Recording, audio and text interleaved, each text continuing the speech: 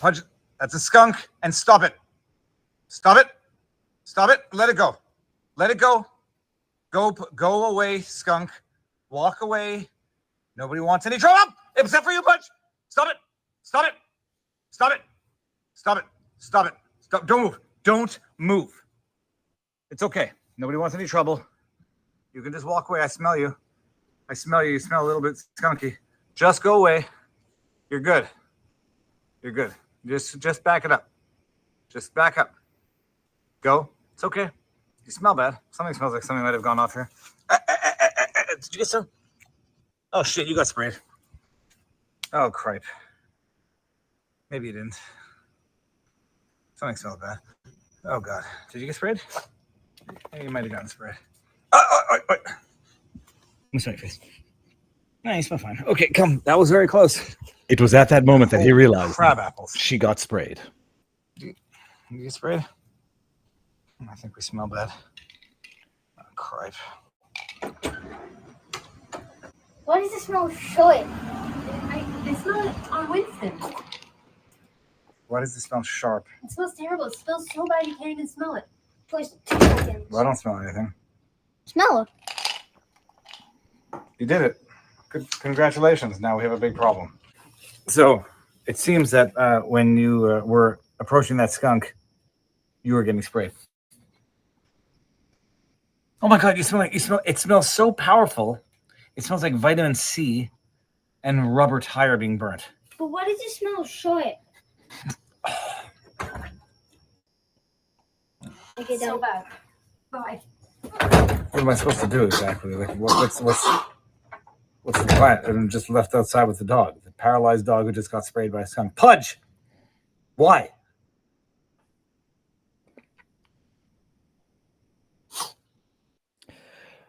All right, people, I think you can hear me, and now you can see me, and now you can see all of me. Good afternoon, everybody. There's a second half of that entire video.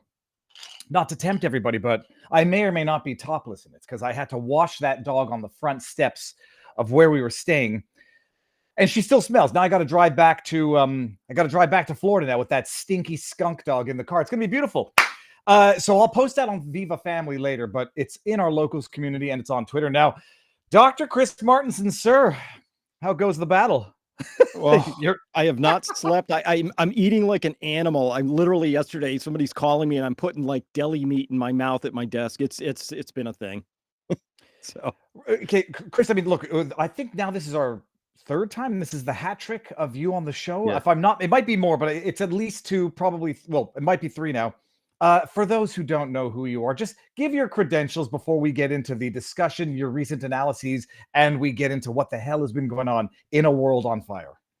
sure. As if these things really matter, they don't. What matters is, are you a smart person with common sense? But I happen to have a PhD from Duke University in a medical science, and I got a lot of physics, chemistry, and math in my background, statistics, things like that. Also an MBA, and spent a bunch of time in corporate finance. Past 20 years, I've been running my own website in my own community. And well, I guess what I'm famous for is I like analyzing things. I like making sense of things. So that's how I build myself. I'm an information scout. My superpower, such as it is I can figure out things really fast out of imperfect information.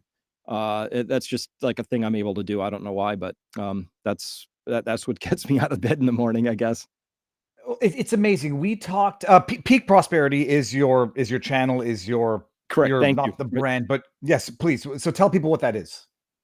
So peakprosperity.com, that's the website. We have a huge community of people there, and we are really struggling with, as a community, what it means to be alive in this day and age. There's huge changes afoot. I think they're going to affect our prosperity. They're going to affect our survival in some cases. And so the question is, how do you become resilient? But it's not a beans, bullets, and bunkers kind of a place. I have all those, but also, you have to have your emotional resilience. You have to have your social networks. You have to have your spiritual grounding. Other things, too, that are really important to being a whole human who wants to be happy, not just merely clinging by their fingernails to life. So that's what we're about, is how to become resilient, but do it in a reasonable way and be still good people. Very cool. And I mean, look, I'm not saying you made your name. You got exponentially more popular during COVID because your analysis was on point and phenomenal and ahead of the curve. And you are objectively, hey, look, I'm not going to pat you on the back. You're smart. You can look at things and you can understand things. And what brought you to the fore was your ability to analyze and your ability to assess and decipher bullshit from truth. And we are now living through, I mean, we lived through COVID in all its iterations of, mixing bullshit and truth, masks, the jab, the statistics as to who was dying, who was at risk, et cetera, et cetera. And you were amazing. And I think you proved prophetic. Now we're living through, it's one of the biggest events of my lifetime. It's I won't say up there with 9/11 in terms of catastrophe, although it could very easily have been, but definitely I will remember exactly where I was Saturday, July 13th at about 5:02 when I had just gotten back from a jog and my wife says, "Did you hear what happened?"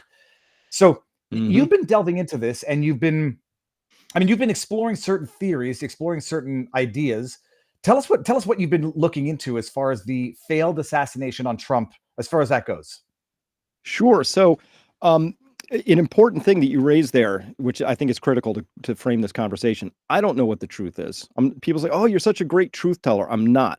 I'm an incredible bullshit detector. And when I smell bullshit, the first thing I do is I get a little bit curious. I'm like, why is that person lying? Why does that statement not fit with this? So the amount of bullshit I heard within the first hour was extraordinary, right? So I wake up the next morning on the 14th and CNN has an article up and they say, oh, some audio experts out of Colorado, University of Colorado, had determined that there were 2 separate weapons that fired the 3 burst and then the 5 burst of shots. And then there was one more consistent with a sniper. And so I'm like, wait a minute, 2 shooters? Wow. And this wasn't just, these were audio analyst experts. So I'm like, that's interesting. You know what was more interesting? Because this is where my bullshit detector was like, it was like, you're just describing in that beginning, there's skunk. There's actually 3 levels of skunk smell. There's the nice from a distance, kind of smells like good weed skunk, right?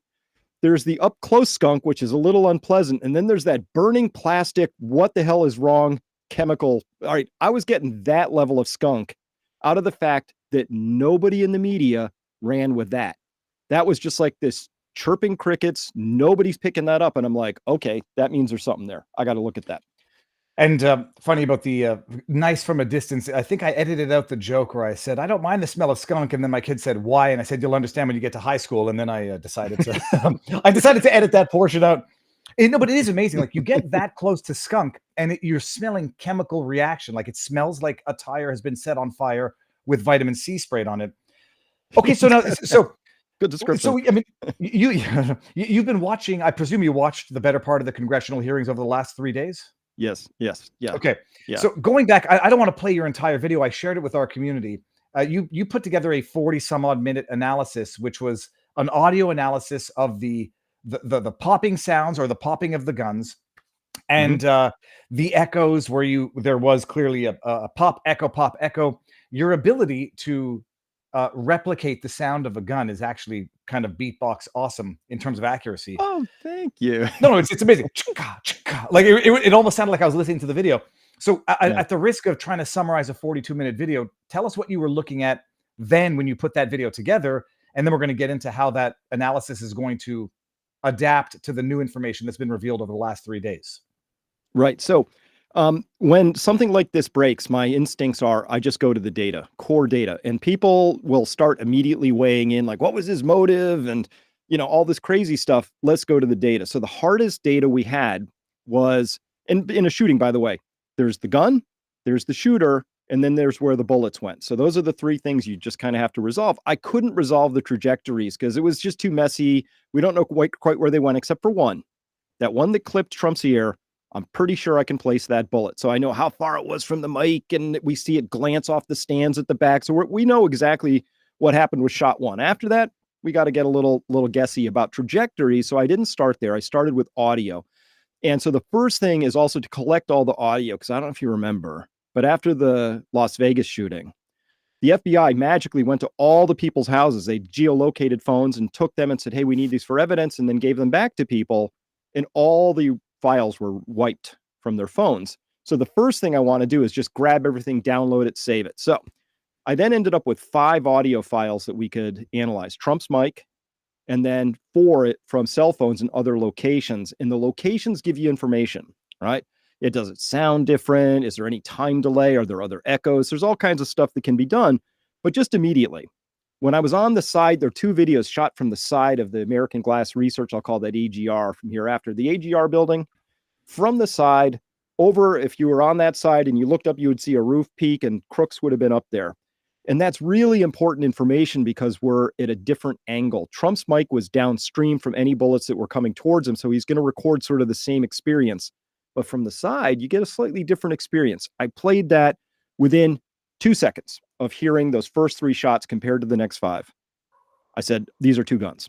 And my source for that is I'm a gun nut. I reload my own. I've been to the range lots. I probably put 250,000 rounds down range. I've never had bullets shot at me, so I don't quite have that experience. But man, I know the sounds of different guns, right? So I'm listening to that first one, and that first recording is just different. Just 3 and then 5. Totally different tonal characteristics, how loud they are, all kinds of stuff. We'll get the spectral waveform analysis. We'll figure this out too. Within, we'll probably tell you exactly the make and model eventually. And then I got a second one and it was the same experience. Now that's a messier audio because that's the woman screaming for her Ross, whoever Ross is, just making a mess of that. But to answer one question, she wasn't saying, I thought at the beginning she was saying Crooks. She was saying Mhm. Ross, someone totally unrelated, Yes. her kid or something. Okay. Yep. And there's another later video where we can actually see her standing there, hands on hip, just yelling for somebody that way. And that's put that one on the shelf. That's not a thing, the Crooks thing. So we have those, and it's very clear that we have just by audio, these sound completely different. The first 3, the next 5. And so then start diving in and taking a deeper look at that and starting to analyze it from different angles and figuring out there were some variations on Trump's mic because it had a gating function. So it missed a couple shots because it was busy recovering as a microphone. And we got the last sniper. So already we have BS stories that we have to confront because Cheadle said, cornered. Somebody said, and is it true Secret Service only took 1 shot? Yes. But we have a newspaper report.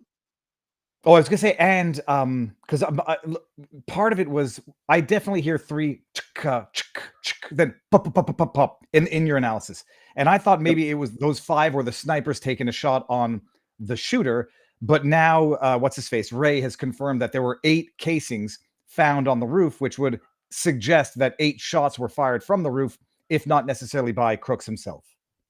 Correct. So we have those 8, but it's the 3. Then the staccato 5, which again, questions about that because those are taken at literally almost world record speeds by somebody, right? And then there's one more right after that string of 5. So we actually have 9 on 3 separate recordings by cell phones near the AGR building. So that's 9. And then we have one more, which is the sniper from over Trump's shoulder. There's 2 sniper teams. There's a closer one where people saw them glassing and then diving down and then jerking back. Not them. They didn't take the shot. There was another one just about 150 feet away on a different roof line, a different barn. And this is the sniper with a floppy hat. And you can clearly actually see him getting ready to take the shot in a couple of videos. And the audio analysis, the time, when the impulse came, everything 100% consistent, guaranteed, no question. 15.8 seconds after the first shot, that's when that shot was finally taken by Sniper Team 2. So that's settled science at this point. Now we have to account for shot 9. But we have a report that there is an ESU agent who is on leave, administrative leave, because they took a shot. And I can tell you exactly where that came, unless there is another shot we have to account for, and that guy was fully suppressed from a mile away and it didn't show up. That's that shot 9. 1, 2, 3, 4, 5, 6, 7, 8, 9. So that 9th shot has to be, that's the only unaccounted for shot in the string, and we know an ESU agent took it, which means ESU took 1 shot at Crooks a full 9 seconds before that final shot by the sniper. So if that's true, and they only took 1 shot at Crooks, how do we explain that? Did they shoot at him and miss and he's still walking around, and so they just shrugged and waited for somebody else to take a shot? Best guess I have is they took a shot and they hit him in the head. And because that's the only time I know law enforcement only takes 1 shot is when you know you've neutralized a subject. Mm-hmm. You shoot somebody in the body, you keep shooting. You shoot him in the legs, you keep shooting. Did you hear the report that said that the sniper shot that took out Crooks was a 1 in a million shot? Yeah. Can you, do you understand why they're saying that? Did he, I'm trying to figure out how it was 1 in a million shot. I mean, it would seem to me like the only 1 in a million shot would be one where you're actually shooting at a blind target, just relying on gravity to like hit a target you can't see. How are they That's explaining exactly away? that has to be it, because if his head was up, that is a literal chip shot. That those guys are all sporting Night Force 7x35 scopes. You dial that thing up to 35 power, they could count eyebrow hairs, right? So the only way it's a 1 in a million shot is if, here's a guess, somebody else has already taken a shot, he's down. So now you have just literally maybe a half inch ahead because there was that 6-inch ridge cap on the roof. He's already down and flat. Now you still have to kind of lob one or just nick right over the top. That's more precision shooting. I wouldn't call it 1 in a million because I know guys who could take that shot, but it was definitely a tricky shot at that point. Otherwise, if his head's up and he's got a full pie plate going, that is not a 1 in a million shot from that sniper position. Let me see if I can't play. I'm trying to cue it up, but it's tough for me to hear it while I'm doing this.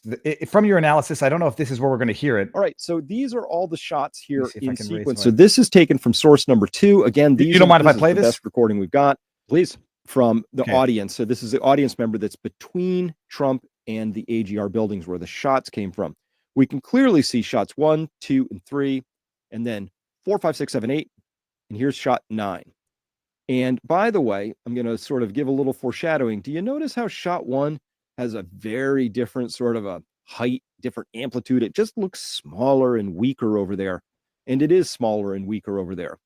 These are both stronger and have stronger echoes, with an echo being out here. This is also occluded with voices, so it's not totally clear from just staring at it. But shot 1 has a very different characteristic and sound and echo characteristic than any of the others. So we'll look at that and look at what we think that means. There you go. All right.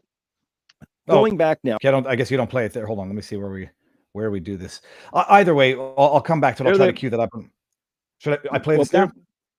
Yeah, those are, you can get the 1, 2, 3, and then the 1, 2, 3, 4, 5 are on that rightmost one to you. One more. Okay.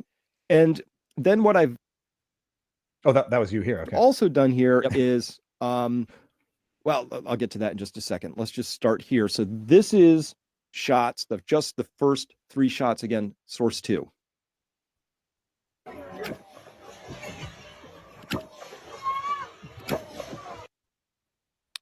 Okay. Let me make that a little louder for everyone, because that deserves to be full volume. Again, first 3 shots. This is slowed down.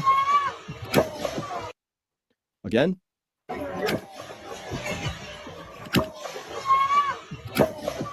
Okay. I think you can hear for yourself how shot 1 is quieter. It's just a little bit more muffled, just a little bit, but distinctly has a different characteristic. This is going to become amazingly obvious when we turn to the videos from the side of the building. But here we are in front. And this is important, okay? Because we'll stop it here and you can actually explain that in real time. Okay. So shot 1 compared to the 2, 3, you say is more muffled. What do you deduce from that? Well, the best hypothesis I have is that it's being shot from a position which is eating some of the sound, and that would be consistent with being inside a building. So you know how a suppressor works on a gun? Are you familiar with that? Yeah, I've seen movies, but do explain it to me one more time. All right. Well, so if you have a gun barrel and, they have this explosion, and so a bullet and all these expanding gases come out at the same time, and that's the sound of the gun report is all those expanding gases, because it's an explosion. When you put a can on, a suppressor on the front, it's just a tube that still has a hole for the bullet to travel through, but then it has all these baffles and rooms, little cavities. And so as the air, that expanding gas is trying to come out, it hits these baffles and it interferes with itself. And by the time some of the gases sneak out the end, a lot of the sound of that has been eaten up. So they're not silencers. They don't make things silent unless you got like a little 22 round or something. What they are is suppressors. And they'll knock say a 150 decibel 308 down to 120. Still loud. 120 is still loud, but it's not 150. So same thing would happen if you were back from a window in a room. Some of that sound is going to be eaten, just like a suppressor. Those gases are going to expand into the room before the shot comes out. Now, this is an important point, because that video, source 2, that I'm calling, there's the AGR buildings, source 2, then Trump. They're all in line. So even if somebody's in the room shooting out of a window under this hypothesis, you would still get a lot of that directed blast coming towards you.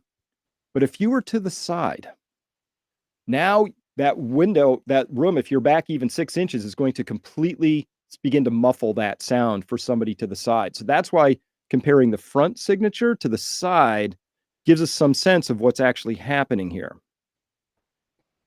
Okay. All right. So, and then the first 3 versus the next 5.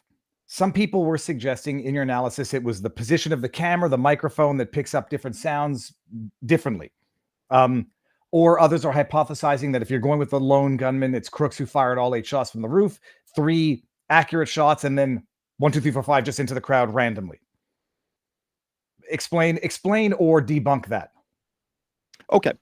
Well, listen, we're going to need more forensics. I don't know if you saw, but Eli Crooks, representative, he comes out and he actually is in the room and he has this video and he crawls out onto the roof with a 70-year-old guy, you know, another rep. So it's not that steep, not too slopey of a roof, right? All that. And I'm having fun with this because that was just the stupidest explanation ever given in the history of Washington, D.C. testimony. And that is a low bar. Okay.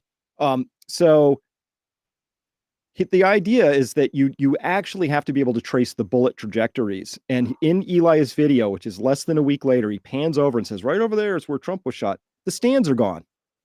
They're all gone, right? So we have to trust now that the FBI on its own has managed to very, very accurately place every one of those trajectories. And here's why that's important. So those first 3 shots, okay, let's sport this out. You know, Thomas Crooks, he doesn't have a scope. Even though Director Wray didn't know that yesterday. He didn't have a scope. He had a red dot.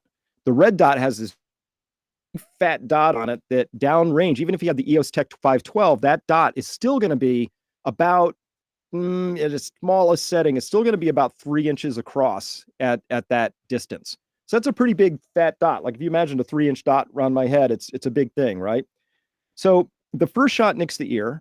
The second shot seems to hit David Dutch. The third shot hits the second victim in the back stands up there, the third shot. So those, we know all 3 of those shots were really accurately placed. They just happened to be a little left.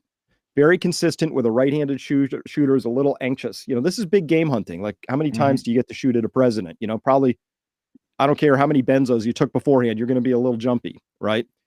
So shot 1 was the most accurately taken, but Trump magically did turn his head. If he hadn't turned his head that last bit right then, he's dead right now or fully scrambled. Okay.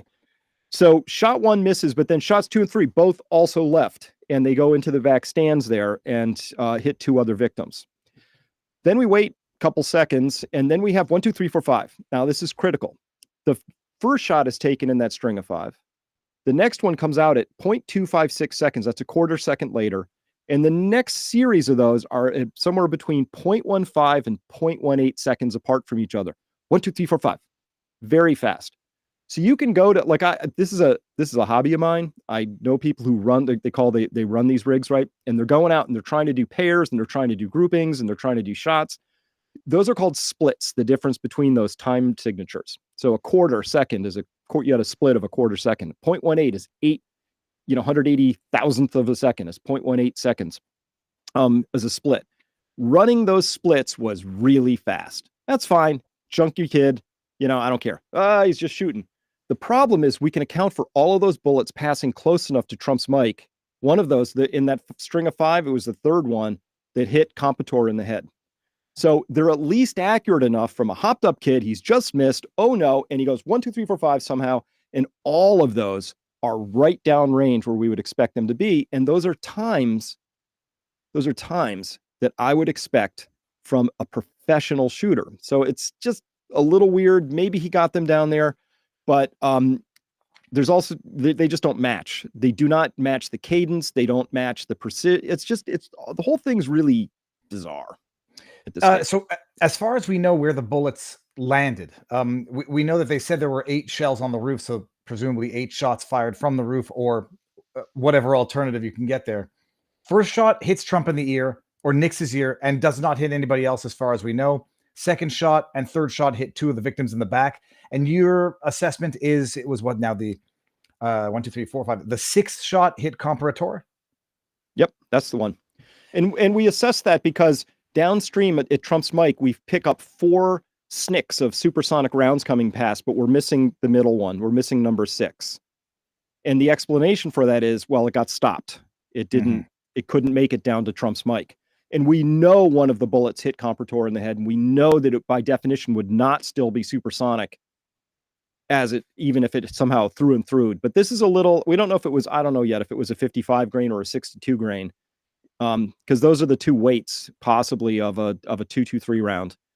55 is pretty typical, but either way, tiny light things, they tend to disintegrate when they hit almost anything. So the idea that one of those rounds could have hit Comprador in the head, shattered it, I mean, comprehensively, and then carried on as a supersonic round is it's like we can't entertain that. That's a non-starter for this conversation. Okay, now let me bring up this graphic here, just so you'll flesh it out for us. How do I share screen with window? Maybe I have to minimize this. I've never done this with Rumble. Here we go. Okay, so I can go like this. Okay, Chris, you're seeing this graphic now. This is the aerial. Yes. So, okay, this was not the one I want. So can you see my cursor? You can. So on this roof, this here where I'm circling is allegedly where Crooks was firing from. Yes, just a little to the parking lot side of where you're circling, but okay, yes, so give or take here. Okay, right there. He's firing. We're tracing this down. This is where Trump was speaking.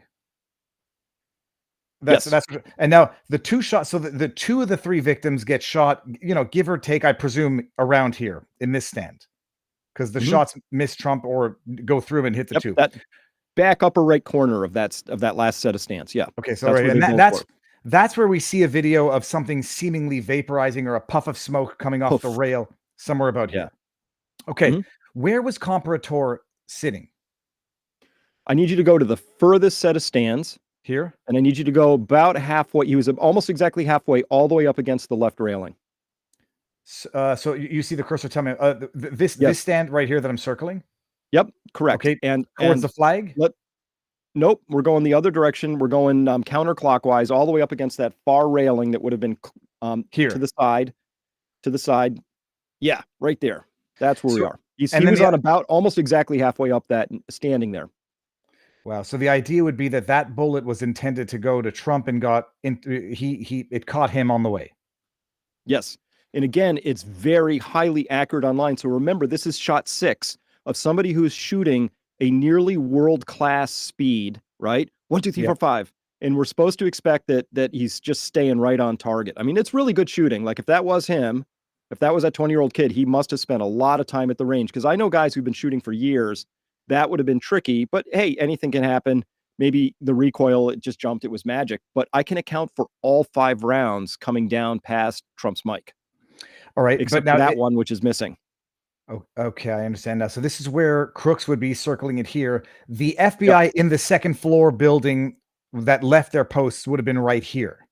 Nope, go a little further left. It's the tallest one just in that complex, right? That one. Wait, up behind here? Nope, come forward. Here. That one. Okay. That's it. So there is no, if we're being super tinfoil hat theory, there's no trajectory that could be explained from someone firing from this location. Hypothetically, there was a sniper. Oh no, totally we could, because there's a window all the way to the far right in that complex, which is just a few feet different from where right there. There's a window right there. Is that the window that was open? That people were saying was open? Yeah, I don't know if it was open before or during the shooting. I can't account for that. I don't know, but it was certainly open when they took pictures of Crook's body later. It was wide open. Okay, do we need this graph? Do we need this image for anything else in terms of illustrating what went down? No, but if you just wanted to, just off that tall building we just established, to the side of that, heading towards the trees, to the not the parking lot, but the other side. That's where all those other videos were taken by those people who saw him on the roof. That's where all the witnesses. Okay. Yeah, right they were standing there going, "He's got a gun!" Right. That's where all those people were standing. Okay. Wild. And I'm trying to find the graph which showed the security perimeter. I'll put it in quotes because it looked like a Pac-Man where it literally cut.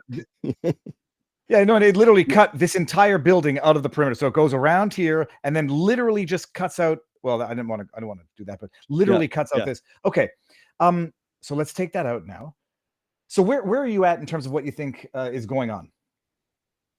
Well, for sure, we're having a completely flawed investigation. Obviously, there's a big cover up right now, but the most exciting thing, if you can call it that right now, is that we're starting to see some very important finger pointing between the various groups involved in providing the protection, because I think this is where the cover-up's going to unravel. My strongest hypothesis is there's two shooters, and one or both, at least both of them, let's just be clear, they were enabled somehow by the security apparatus that was supposed to be protecting Trump.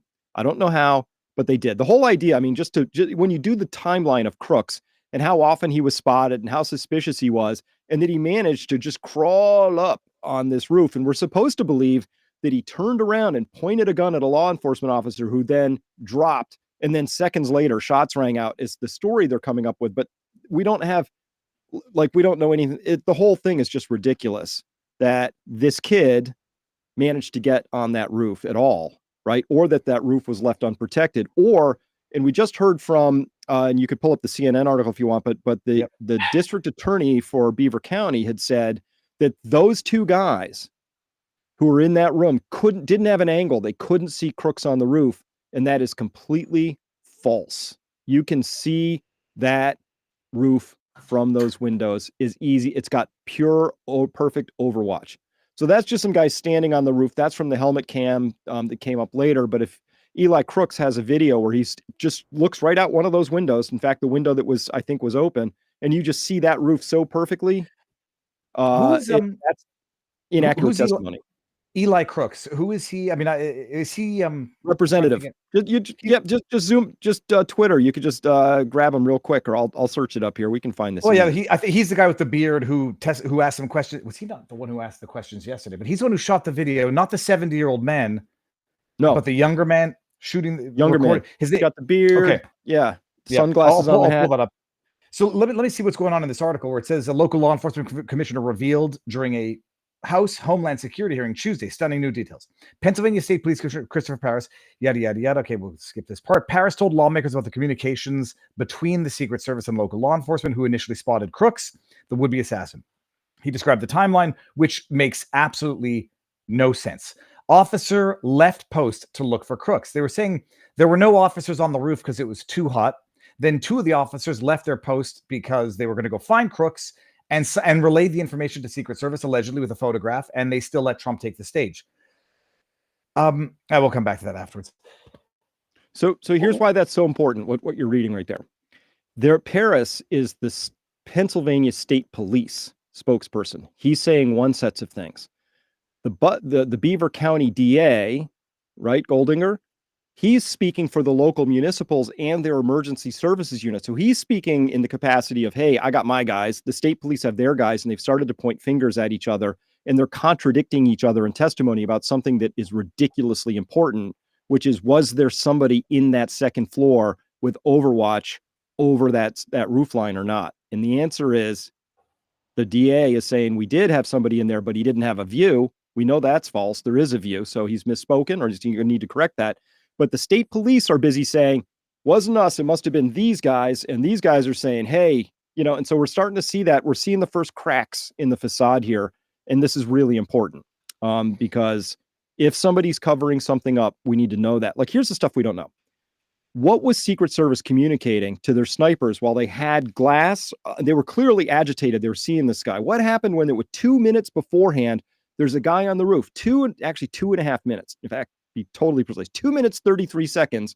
We know that there's a report out. There's a guy with a rifle on the roof, right? And who's that? And they're like, oh, it was a breakdown in communication. Like, nobody has a breakdown that bad. I mean, a muni cop in full gear could have sprinted to the stage faster than that, right? Mm-hmm. So none of this makes sense whatsoever. And we know the snipers had him eyes on. Snipers, and originally they came out with this dumb story that, like, oh, our rules of engagement don't allow them to shoot first. That's BS. Bullshit. I mean, it's so stupid. It's almost as dumb as the roof was too sloped to have someone on. Yeah. Would you believe a full eclipse passed over that nobody but us saw? I mean, it's just like, no, I wouldn't. So there's a lot of inconsistencies here that really point to the idea that this wasn't just a normal breakdown. My best guess, somebody had to be talking in their ears, confusing them, right? And saying things like, this is a training exercise, or stand down. Somebody had to tell these people to stand down, guaranteed. Because there's no way that stuff we just talked about happened in that particular sequence. Let's imagine even that the guy has a gun pointed at him and he drops from the roof, like they say. Well, why don't you just put a warning shot in the air to get things rolling? Like what? You have to go find your supervisor because there's a guy in the roof.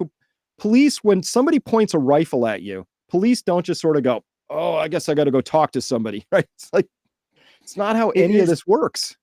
Let me bring this up. I think this might be at least one of the relevant videos. Let's see here. Go play this. I'm standing at approximately the site where the shooter was. As you can see, I'm a 70-year-old man, and this roof is not a big deal. So for somebody, this is to the slope. Secret Service agents couldn't been here. You could play frisbee on that. So ADA compliant. That it is. I'm trying to see if clear line. So this is the clear line. To the president. I'm going to see if I can find it's the other already video. dismantled. Everything's dismantled. Everything. There's no stands. There's no nothing. Because you know what would have been the most amazing thing here is if those stands were still there. We know that round pinged off the railing. We know if they'd left the stage up. Get yourself a 6'3" tall guy, maybe 6'1", because you know how Trump fibs a little, right? You know, so whatever. Just get yourself a dude about that height and put him up there on the stadium, right? And then put a little ocular right on the railing where that round pinged off and just sight down the two, and you'll know exactly where that first shot came from. Easy peasy. It's all been dismantled. Now we'll have to reconstruct it, and we can all argue about whether the reconstruction is correct. Has anybody offered an explanation as to why they dismantled it? I mean, this is almost it's like washing away a crime scene before the investigation has been concluded. Well, if you want the literal washing away of a crime scene, the FBI was seen the day after on the roof with a hose, hosing it off. This might be the video here. Sorry, go for it. And that hosing it off. So if you just saw it, Biggs was actually asking questions of Christopher Wray yesterday in the House Intelligence Committee, and he said, did you analyze was the head wound, consistent with the tissue splatter? Was it consistent with what we've heard from the eyewitnesses on the scene? He's just trying to establish basic facts of the crime scene. And Christopher Wray's like, well, an autopsy is being conducted by state people. We don't really, I don't know. Right. Well, if there was any inconsistencies, it's been washed away. Quite literally. Not inconceivable. It's just, I believe they are acting in a way to cause people to come up with, I say, tenable and both untenable conspiracy theories, so they can then make fun of people coming up with conspiracy theories by virtue of or in response to the way they are literally covering up what seems to be the crime scene here. This might have been the video that we were talking about. Let me open this one up. Here we go. That's the one. Okay. And we're going to see all the way up, though. Sniper took his shot. Hold on, let's go here. Okay. This is missing a first part. We'll see what towards the end, because the important part also is the view from the window of the roof where the shooter was. But that's exactly here on the building. See what this says. I'll go the other one. Supposed sniper took his shot. It's not that steep at all. Just had a 70-year-old man back here climb up on the roof easily. See that water tower behind me? Had Secret Service or anybody had sniper teams up there, this guy wouldn't have made it 5 feet up this roof. He would have been taken out. Behind me, you see the windows that Secret Service was supposedly in the second floor of this building behind. Makes you wonder why they weren't able to quickly dispatch the individual. And then behind me, back over here where those red roofs are, that's where the stage was set up. That's where the president was giving his speech from. A lot of questions here in Butler. But we look forward to doing oversight and getting to the bottom of it and making sure it never happens again. Here, this is it. This is it, Chris. I found the other one here. Okay, so we're going to go here. This is the important one. Yeah, look out that window. Here's where Crooks was, right there. There it is, right there. That's so the window. Crooks is right here. This window has a view of the stage, which is directly ahead of us. Yep. That's where Crooks was, and then they're walking around, and then okay, fine, and then this is part 2 of the video. Okay. Now I can't guarantee that shot right there is the window closest to Crooks. There may be one even closer. The open. I can't confirm that yet. I'll have to do some analysis.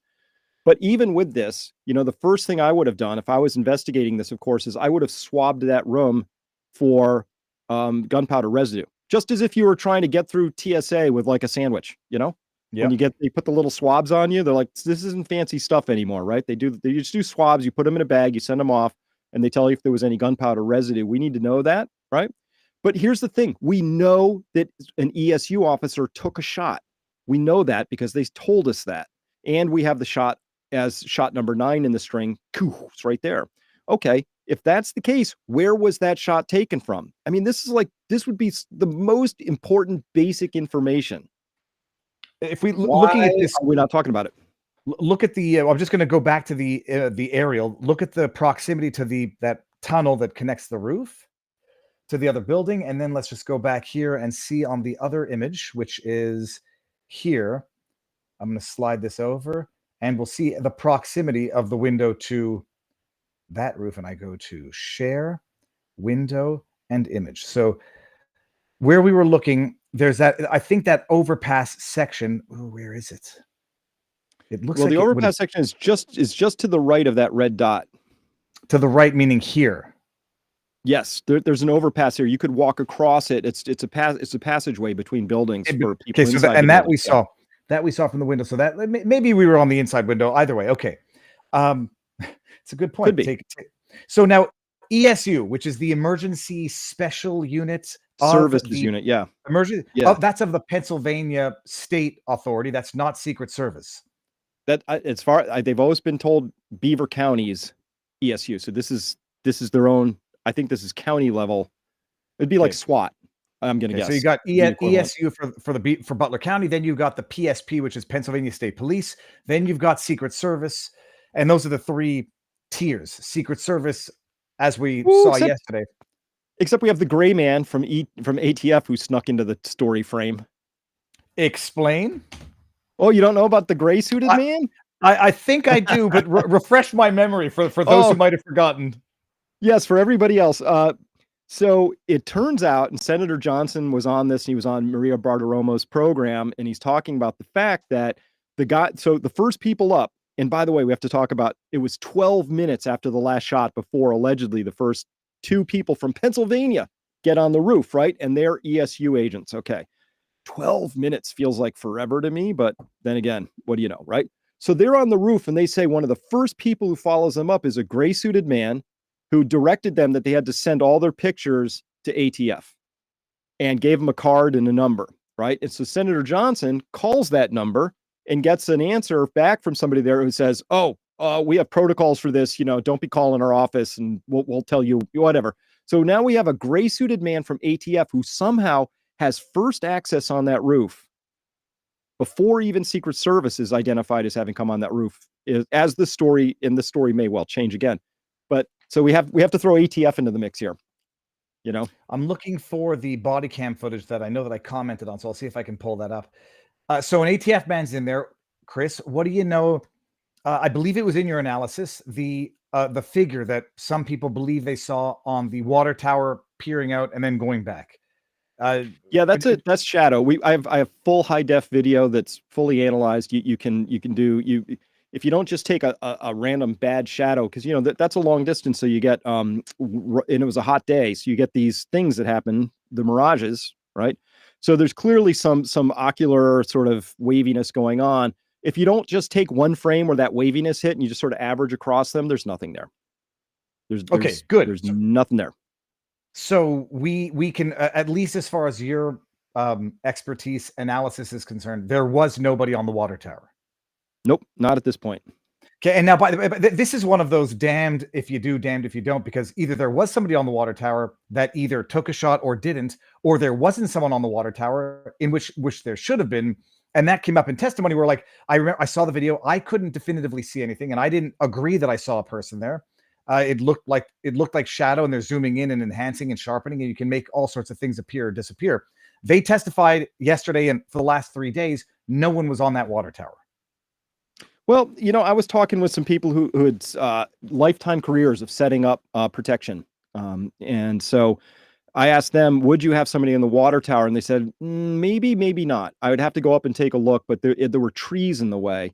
And so they might have had a spotter up there, but doubtful they would have had a sniper team because they didn't have commanding field. The obvious spot for the sniper team is on the roof of that two-story building that we were just talking about back in the AGR complex.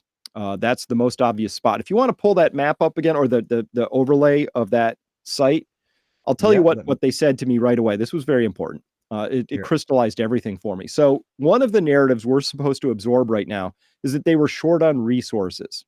So you see those two barn complexes on the right where they have the black circles, and those are sniper teams 1 and 2.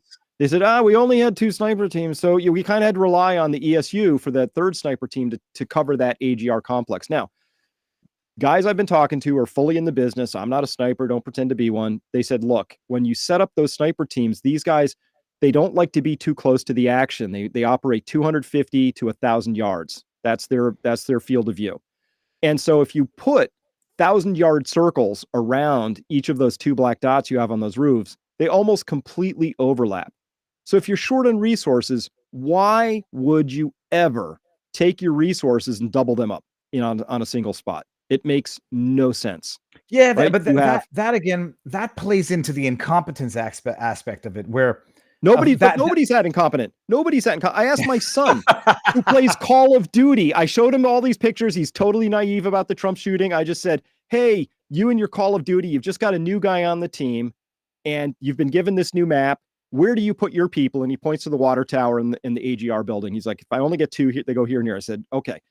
I said, what if you had a new guy on the team and he picked those 2 roofs? He said, we'd kick him off the team right away. Newbie, rookie mistake, right? And it's just so patently obvious.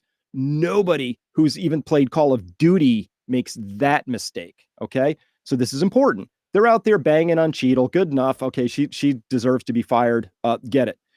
The person we really want to be banging on is the special agent in charge who had the decision oversight for this and where those assets were placed. That's the guy. His name is Tim Burke. People need to start putting pressure on him. He was the guy making these decisions. I don't care. Cheadle may not have even known anything. Yeah, she was a clue bag. That's fine. Get rid of her. But the special agent in charge is the guy who needs to be getting a lot of very hot questions. In fact, I honestly think he ought to be detained, and we should start there because this is inexcusable what happened. Well, I mean, it's all the setup. Then the question becomes, Crooks's role in all of this. How the heck does a kid get in with a gun? They don't know if he brought the ladder in, according to Ray. He bought one, but they don't know if he brought it in. He might have just used the sniper. He gets on the roof in plain view of the ESU in that building, but they left to go find him without leaving one person there, sent the images to Secret Service minutes before Trump took the stage, and then Secret Service still allowed Trump to take the stage. I don't know how you listen to all of that. There's not a big enough degree of suspension of disbelief that can allow you to conclude that was incompetence and not whatever. Did you notice it was Ray's response to Matt Gates's question, was this guy Crooks on the radar? And then Ray says, doesn't answer, doesn't say yes or no. He just says something, blah, blah, blah. He wasn't in our holdings. Do you know what that, I don't know what holdings means in the FBI sense. It sounds like it means database or in their list of CHSs or whatever. I don't know if you heard that part. I can pull it up. Yeah, I wouldn't have any. I'd make the same guess you did. Okay, because it was just curious where they say no. He doesn't say no. He wasn't on our radar. He doesn't answer, and then says he wasn't in our holdings. And I don't know what that means. And I'll look to the chat in a second. Let me see if I can pull it up right over here. Okay, let me just make sure that I don't have my chat open. Listen to this. Viva Frei. Here, bada bing, bada boom.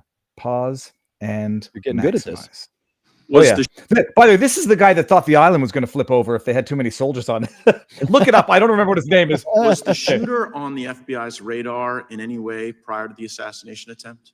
Question. Was the shooter on the FBI's radar in any way prior to the event? Listen.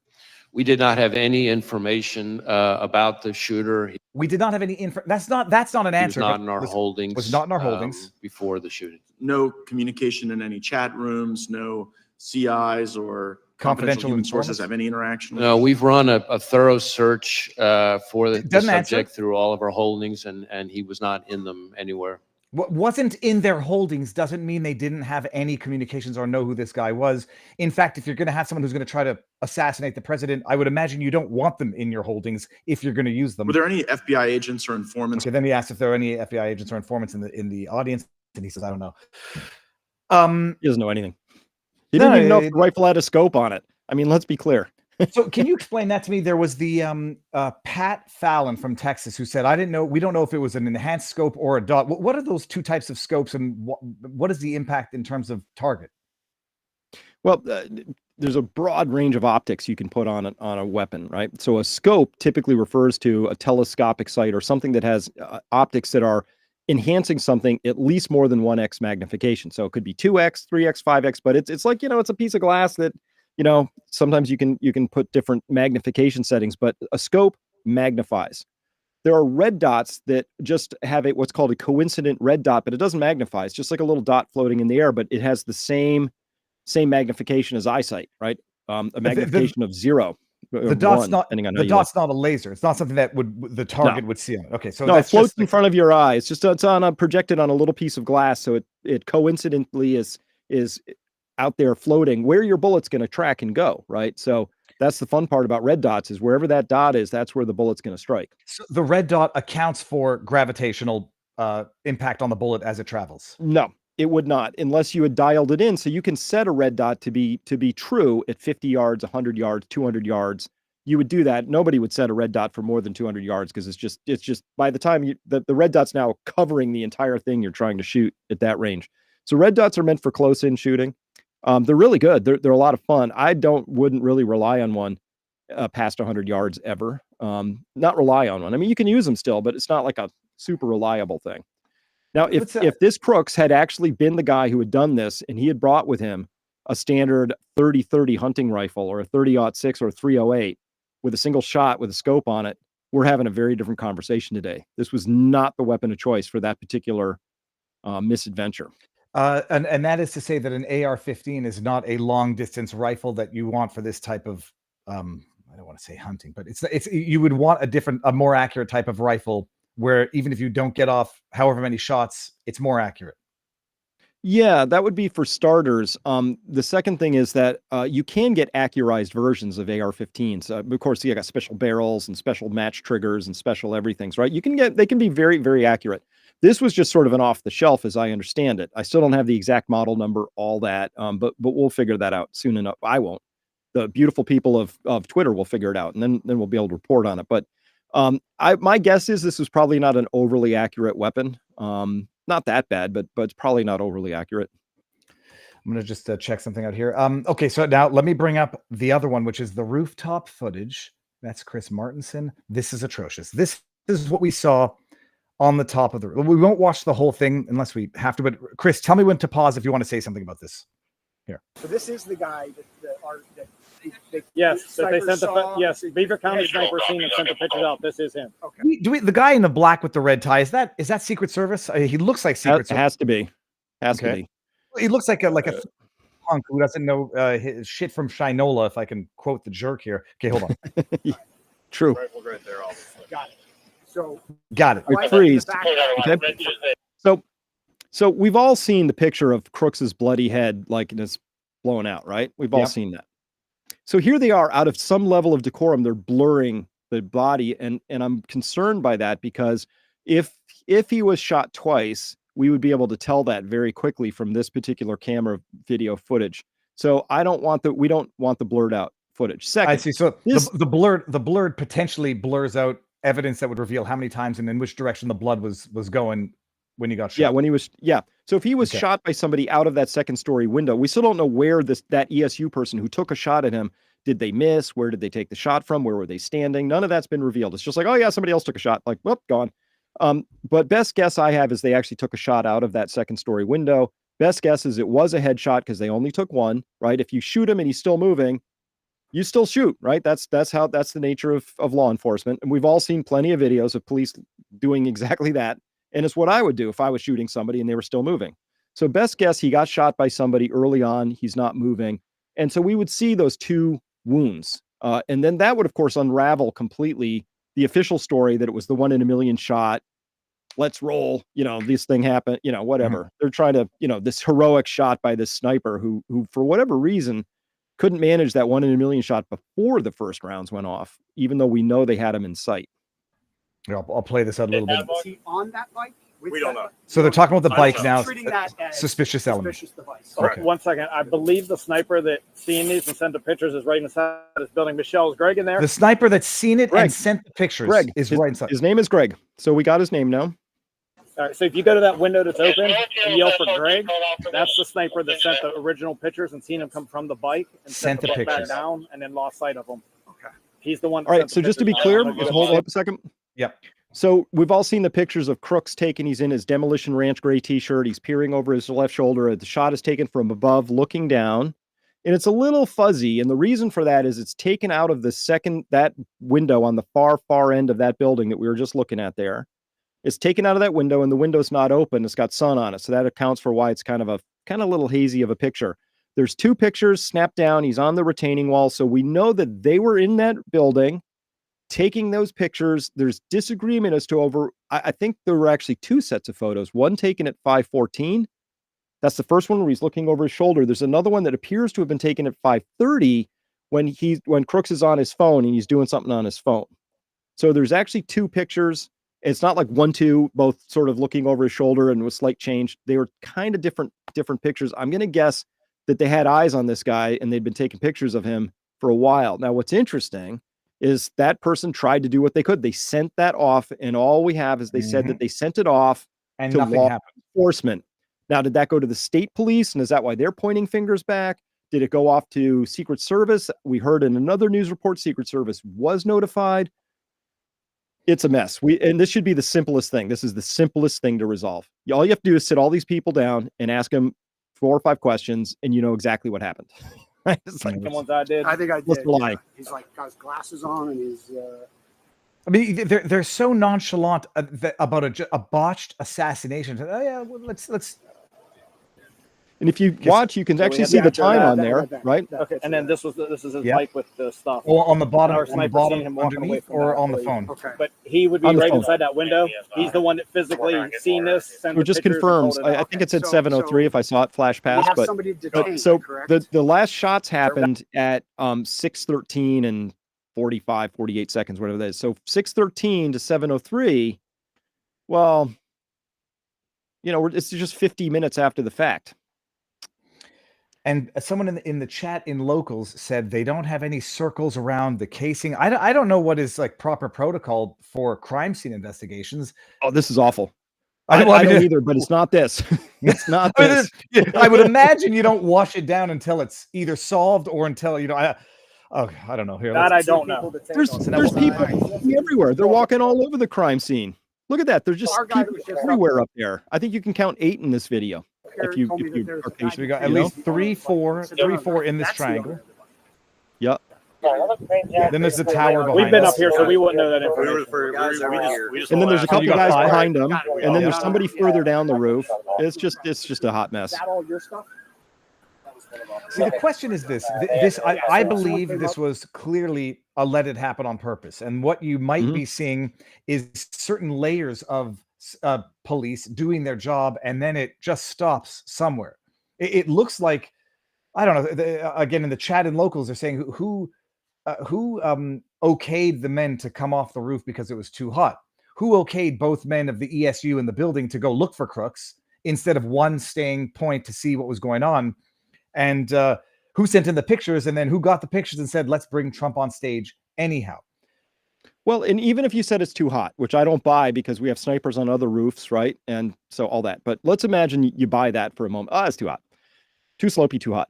Why aren't you just staring at that roof then out of that window? Because we already established you can see the whole roof from that window.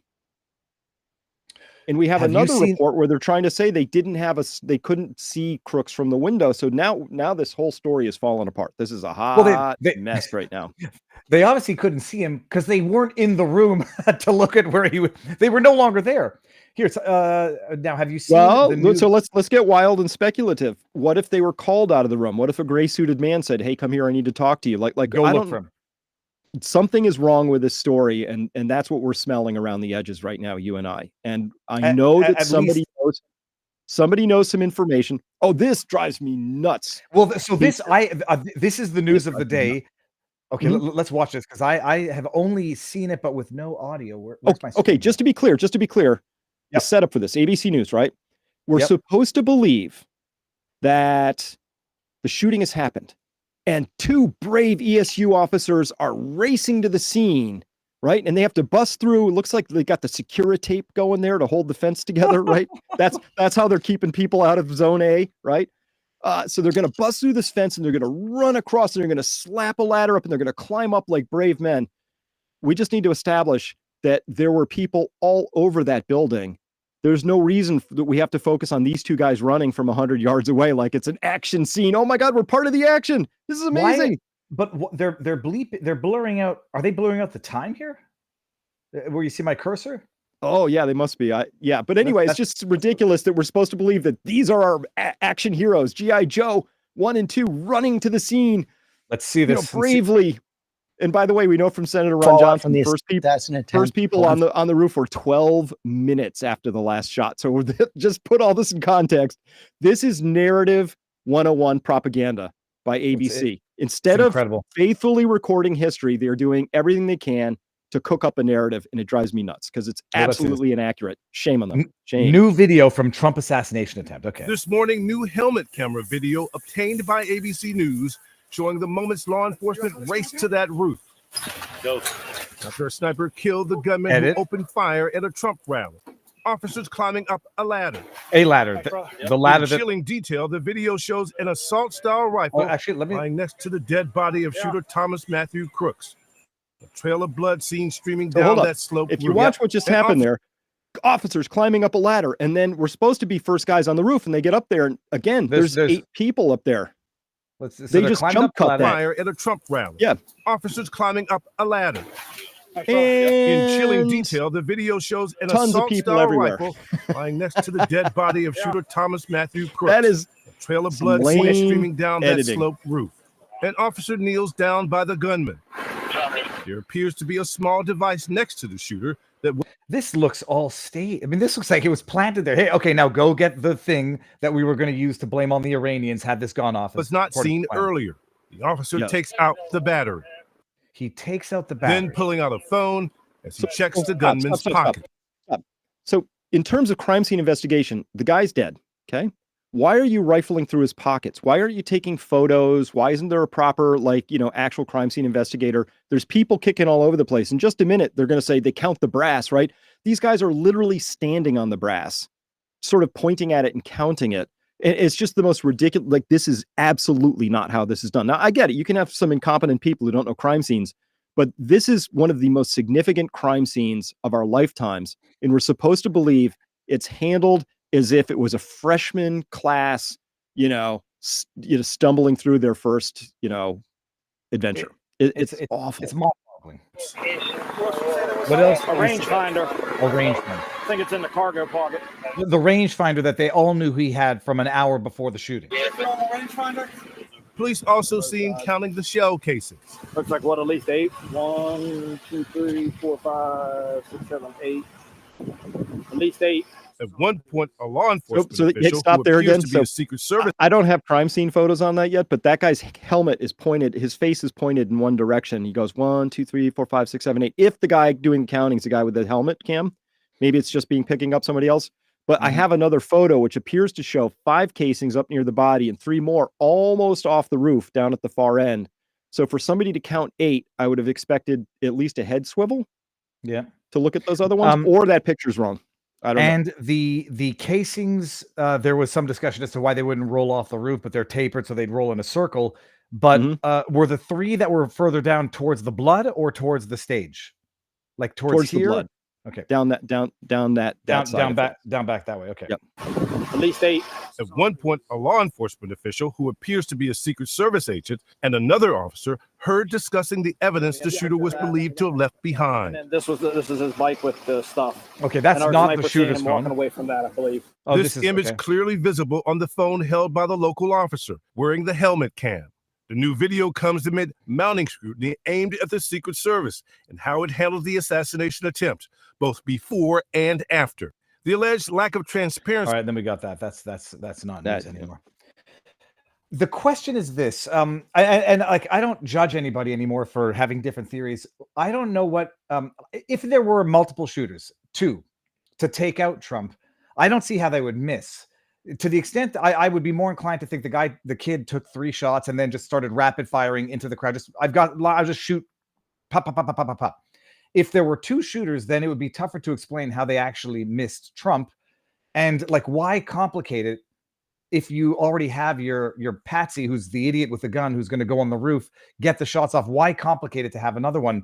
I guess the real question is the audio differences between the first 3 and the next 5. So let me just, this is raw speculation, right? I don't have anything to back this up, except I do believe that there's a vast difference between the first 3 shots and the next one. So imagine this. You're a professional sniper. You're in a spot, you're in the room, and the patsy's been set up to say, hey, listen, you're part of this big thing. We're all in it together. Once you hear the first shots go off, then it's your turn, just you add into, and we got this, And so the first shot misses because Trump just turns his head at just that last millisecond. Right? It's just, oof, that's going to, I don't care how much of a pro you are, that is going to unnerve you. Now you got to take another and another shot. And maybe you either miss those 2 because now you're just like, shit. You're just thinking, oh my God, I'm going to be in a ditch in a locked trunk next week. Oh man, right? You're just like freaking out. So no matter how calm you are, this is big game hunting. You're taking a shot. You just missed a shot at the president. This place is crawling with Secret Service. You want to get out of there. I don't think you're in your best shooting frame of mind. So that would be one explanation. And then Crooks would be the guy who then picks up, oh, my turn now. And he just wings a few off down there and unfortunately kills Corey Competore. That would be a way we could possibly see this going. But you know what we need to know? Cell phone location data. Who was in the building? So we need to know who was in there. And maybe they didn't have their cell phone on them, but we have some problems. And presumably 8 shots off at the roof. I don't know how they're going to, the bullets, you say, I don't know how this works, but the bullet tip, what is that called? The projectile itself, once it strikes something, I mean, that basically evaporates or it disintegrates. It can, but this gives us a clue. So bullets that are called fully jacketed, a jacketed bullet has a copper coating around the lead core. Those tend to hold together. To see it fragment like that, it was either what we call a frangible round or it was possibly a hollow point round, but it really explodes. I mean, it turns into just vapor on that spot. So that gives us some information. First, it was traveling at full speed, which is consistent. All it did was nick Trump's ear, didn't lose any speed off of that appreciably. But the fact that it vaporized, first, I have some problems with it. First, the amount of vapor, first thing I was thinking, 30 cal. Now it has to be a 223 round. And anyway, I don't know. It's hard to interpret a puff, but my first instinct seeing that puff, having done a lot of shooting, was that was a fat round. So I don't know yet for sure. That's a mystery. We're going to have to dig into that more. All right. And let me ask you, I know Full Metal Jacket because it was from the movie Full Metal Jacket. Yes, Full Metal okay. Jacket. So we don't yet, I mean, I don't even know how they're going to determine where the 8 rounds landed. Do we know what round struck Corey? I mean, do we know if that is, presumably they'll be able to forensically identify the round that struck Corey with the AR-15 that allegedly was Probably used not. by. Okay. Probably not. So bullet, doing the bullet matching, you need a fairly intact bullet. That round hitting something as hard as a head probably got turned into lots of fragments. Do we know, you track the shots, and I'm driving me nuts. I'm scrolling through your video and I can't find where you play the audio. I can find where you recreate the noise, but there was a unique scream immediately after the last shot, which I originally thought was someone near the shooter who was screaming because of the shooter having gotten taken down by the shot. Do we know who or what that scream was about? No, don't know. Because I can only imagine now it might have been, it was a scream of absolute horror and terror. So I can only imagine who it might have been. So what happens now? I mean, I guess what's next in your analysis of the situation? So we have a bunch of audio stuff to finish up. So we're going to finish the audio analysis. We've got a lot of great help. Anybody who thinks here's what we need badly. We need all cell phone data. I don't care if you think it's irrelevant or not. Pictures, videos, whatever you got, particularly if you're around the AGR building. We saw that there are other people who were there filming. We don't have access. It may be on TikTok already. I don't know. So we need sleuths to find it, or anybody listening to this who was there. We need that video. because the more we can get, the better we're going to be able to really establish this. So anything is evidence at this point. Please preserve it. And last thing you want to do is hand it over to the FBI, because they'll hand you back your phone scrubbed.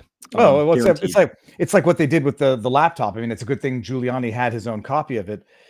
Chris, let me just Exactly. There's a couple of chats here. Hold on, and I hate to do this. I have to leave soon because I got a 2:30 hard stop and I haven't eaten lunch today. So okay, we'll just a few minutes here. Yeah, give me 2 more minutes. I'll just read these out loud so we can get a couple of the questions in here. By each source, the acoustic signature is totally different caliber, different location. No question. 3 guns. Any Stoneman worth his salt is calling BS on this debunking. Then we got King of Biltong. Good afternoon. Anton's Meat Neat. Free shipping. Code Viva. Biltong USA. Anton USA.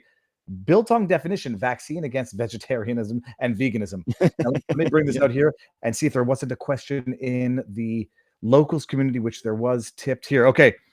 Viva Frei, how many shots were fired? Helmet cam shows police count 8 rounds on the roof, and I've read only 8 shots were fired. That 8 shots would be both assassin and police. Does Chris know the shot count?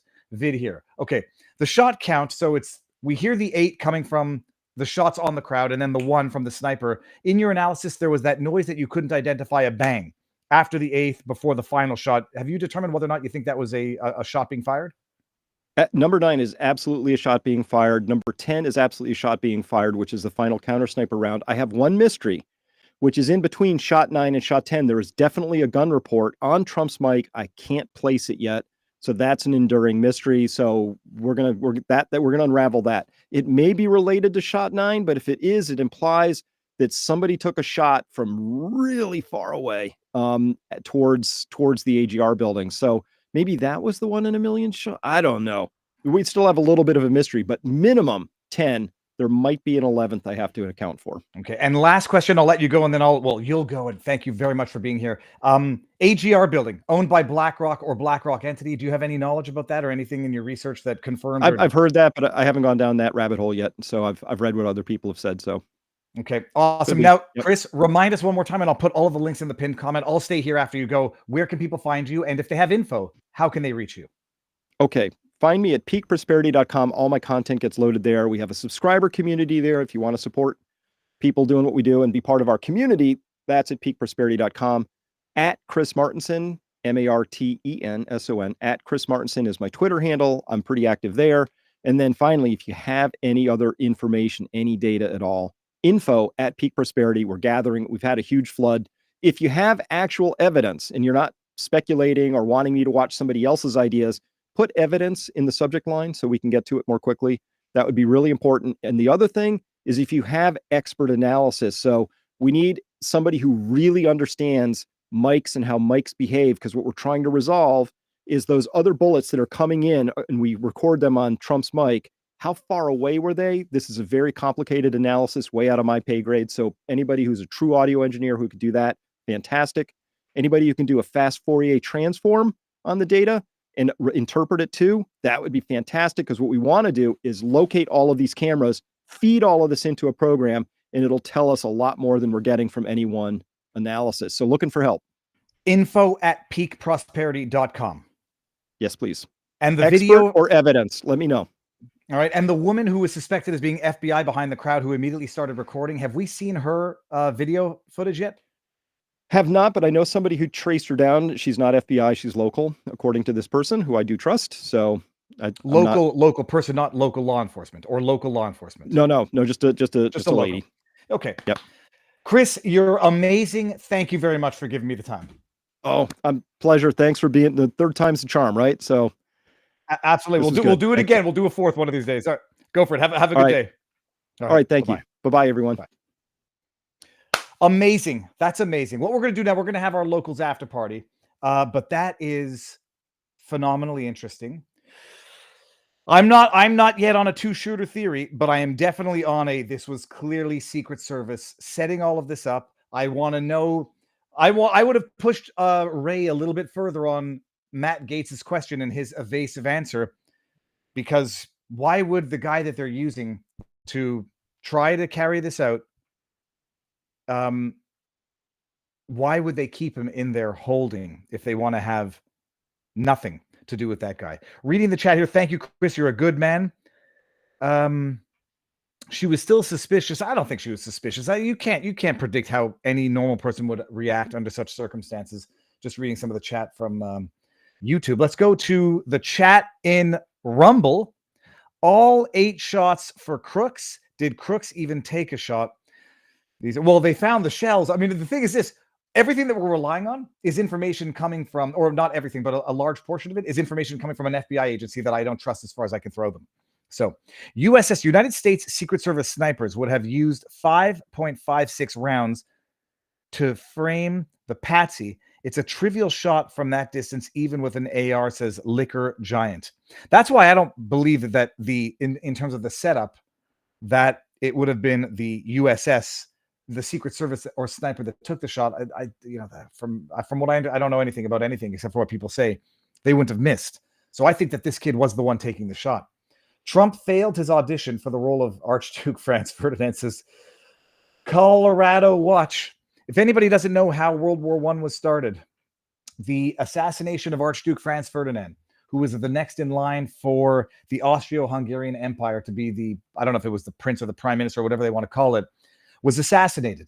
Archduke evaded his first assassination attempt the night of, when they threw a bomb into his car and it rolled off the back and exploded, injuring 20 people. And then as they were trying to figure out what route to take, one of the would-be assassins sees Franz Ferdinand's motorcade at a light, pulls up, and then shoots Franz Ferdinand with a gun. It was the Black Hand, was one of the organizations that was involved in this. They all go to jail and live long. They died in jail during World War I, but they were in jail long enough to see the world descend into World War I because of the assassination of Franz Ferdinand. Why did the world descend into chaos? Because you had the Austro-Hungarian Empire, you had the Prussian Empire, you had France, Britain, all vying for international interest. They all had a sort of a mutual defense pact. It was called the Triple Entente. And so when one country attacked another, there was a mutual defense. Sound very familiar? Kind of like NATO. And so when Austria-Hungary was given the blank check to go into Bosnia to find the assassins, and then that triggered the Prussian defense of Bosnia. Then it triggered France and Britain's defense of Austria-Hungary. Something along those lines. I might be getting the names mixed up, but that's basically how it happened. And then they all started mobilizing their troops, and each country was like, well, if we don't start mobilizing our troops now, we'll be behind when the other country declares war. And then bam, bam, bam, bam, bam, each country declared war, the Great War, the war to end all wars, except it wasn't. It was the war to start World War II in advance. And that's it. That's your history lesson, people. Yeah, it's wild. And Trump tilted his head, and we averted all of that. I have a hunch judges all of the sudden his sentencing was canceled. I have a hunch judges all of a sudden his sentencing was canceled. Judge being as unfair as he was, all of a sudden became judicial. Did he get notice? No jail. They wanted him at the rally. Yeah, it's possible. But I clearly believe Secret Service allowed this to happen. All right, here's what we're going to do now. We're going to go over to Locals and have our vivabarneslaw.locals.com after party. Have a little of the AMA. Now, it's in Locals. It's in Rumble Studio, so it's going to be for supporters only. So before we do that, let me just go into the all conversation here and see what's going on. That woman seated behind him filmed it rapidly with her phone. Unlike the rest of the crowd, she looks to the side where the bullets came from several times, and I dare say smirks. That's from Joe Mascu. I don't, not that I don't buy it. Like, I think you're crazy for thinking it. The crowd responded very, very well. Like, they didn't panic, they didn't scream, they didn't stampede each other. And dude, if I'm there, I'm pulling out my camera reflexively. Although I probably would be, first under the bench, or at least I say I would. Rick Cortis said, I thought George Washington in his exit speech said, beware of foreign entanglements. I think he meant NATO. Encryptus says, great show. Thank you very much. Scrolling up, I'm sorry, but this is all complete horseshit, says RP McMurphy. I've got snipes to hunt or squirrels to chase around the yard or something. Okay, I don't know what that means. Finboy Slick says, Viva Frei. I want to remember Mark Robert mentioning that the company pretty much invented Corningware and invented the tiles that go under the space shuttle. Definitely government ties. Then we got Bill Brown says, I cup my hands together, making a hollow ball. Then hold on a second. Bill, I can do this. Let me just get my hands wet. That doesn't involve licking them. A little bit of ice.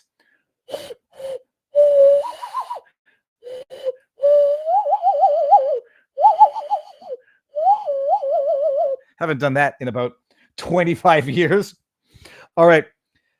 Dan Sundin says, too much to consume. Thanks for bringing in Peak Prosperity. Great source, as he has been doing the deep, detailed work. I've been watching him since COVID-19.